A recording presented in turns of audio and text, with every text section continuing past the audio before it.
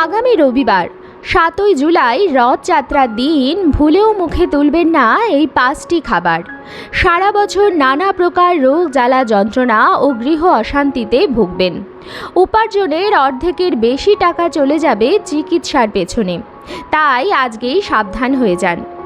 নমস্কার বন্ধুরা, আমি সুচরিতা সবাইকে স্বাগত জানাচ্ছি কিপ গ্রুমিং চ্যানেলে। বন্ধুরা, আশা করছি ঈশ্বরের আশীর্বাদে প্রত্যেকেই ভালো আছেন এবং সুস্থ আছেন। সামনেই আসতে চলেছে রথযাত্রা।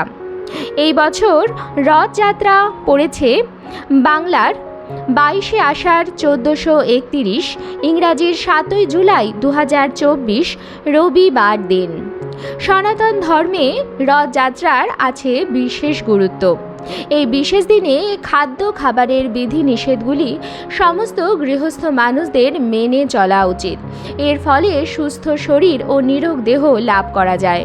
পরিবারে সুখ শান্তির পরিবেশ বজায় থাকে। অর্থ আগমনের পথ প্রশস্ত হয় এবং অর্থ অপচয় হওয়া বন্ধ হয়। আজকের পর্বে আমি আপনাদের সঙ্গে শেয়ার করব আগামী রবিবার রথযাত্রার দিনে কোন বিশেষ 5টি খাবার আপনারা ভুলেও মুখে তুলবেন না এবং কোন বিশেষ খাবারটি অবশ্যই গ্রহণ করবেন।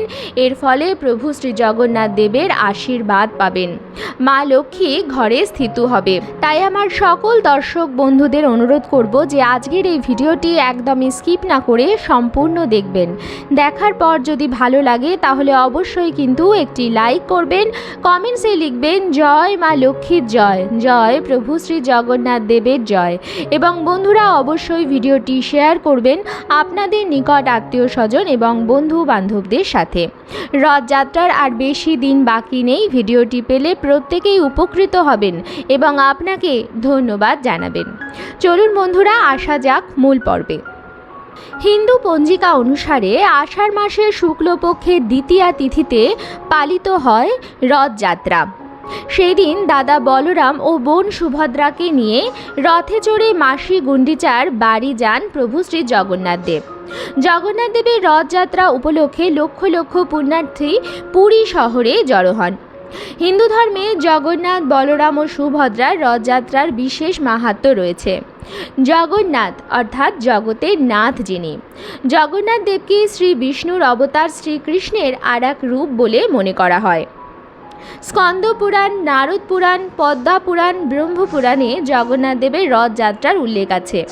প্রচলিত বিশ্বাস অনুসারে রথের দড়িতে টান দিলে জ্ঞানে বা অজ্ঞানে করা সমস্ত পাপ ধুয়ে যায়। তাই যদি বন্ধুরা আপনাদের ঘরে জগন্নাথ দেবের বিগ্রহ থাকে তাহলে অবশ্যই রথযাত্রার দিনে বিশেষ পূজা অর্চনা করবেন এবং জগন্নাথ দেবকে তার প্রিয় ভোগ অবশ্যই নিবেদন করবেন। যদি আপনার সামর্থ্য কমও থাকে তাহলে সাদা বাতাসা, মিছরি এবং তুলসী পত্র সহযোগে জগন্নাথ দেবকে ভোগ নিবেদন করবেন।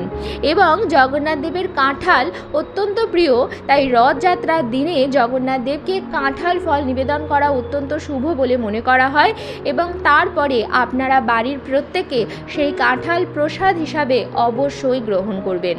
যদি আপনার গৃহে প্রভু শ্রী জগন্নাথ দেবের বিগ্রহ বা আলেখ্য না থাকে তাহলে সেক্ষেত্রে প্রভু শ্রীকৃষ্ণের পুজো আপনারা করতে পারেন এবং তাকে জগন্নাথ রূপে আপনারা পুজো করতে পারেন।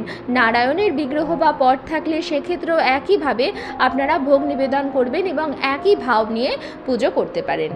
সারা বছর সুস্থ ও নিরোগ থাকার জন্য প্রভু শ্রী জগন্নাথ দেবের ভোগ রথযাত্রার দিনে অবশ্যই গ্রহণ করবেন এবং পরিবারের প্রত্যেক সদস্যকে সেই প্রসাদ অবশ্যই দেবেন। এর ফলে সুস্থ শরীরে থাকতে পারবেন।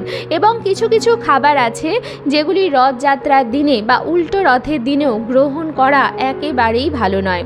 এর ফলে পরিবারে নানা প্রকারের বাস্তু দোষ, গৃহ অশান্তি ও সংকট দেখা দেয় এবং সারা বছর নানা প্রকার রোগ ব্যাধি ও জ্বালা যন্ত্রণা থাকে।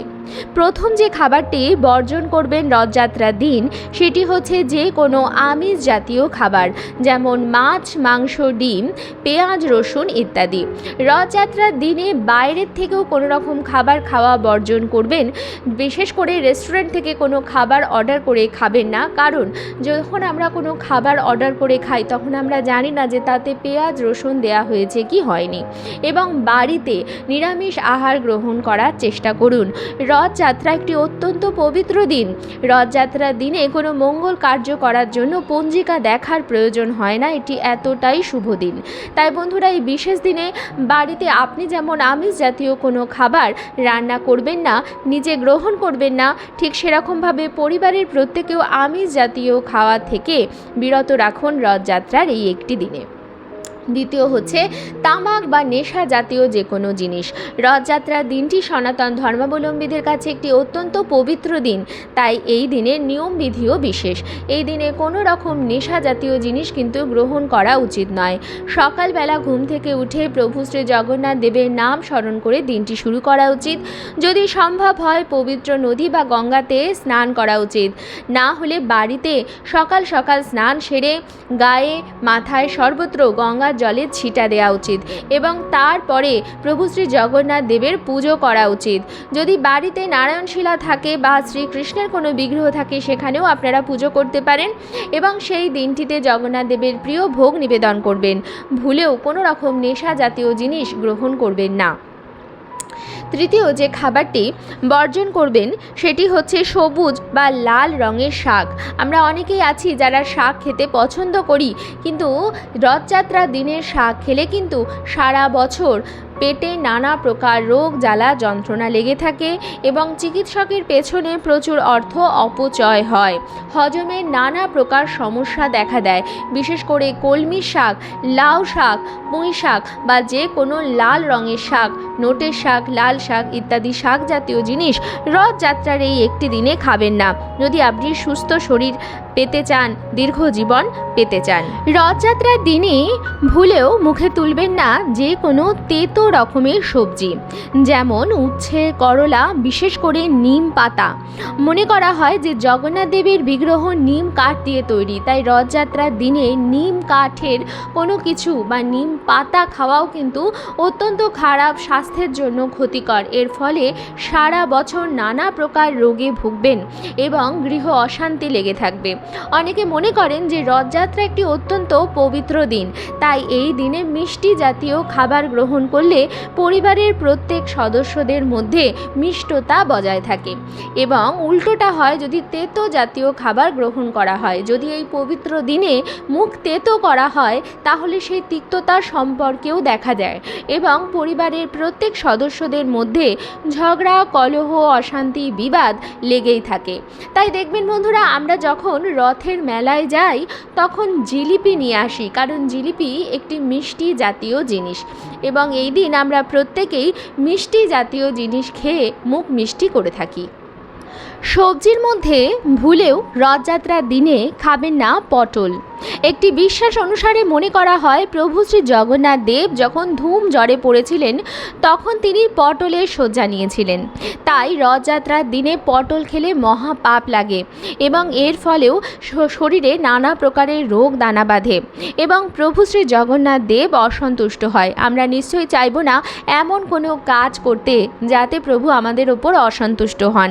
আমরা চাইব এমন কাজ করতে যাতে প্রভু শ্রী জগন্নাথ দেবের কৃপা দৃষ্টি আমাদের প্রত্যেক পরিবারের সদস্যদের ওপর বিরাজ থাকে।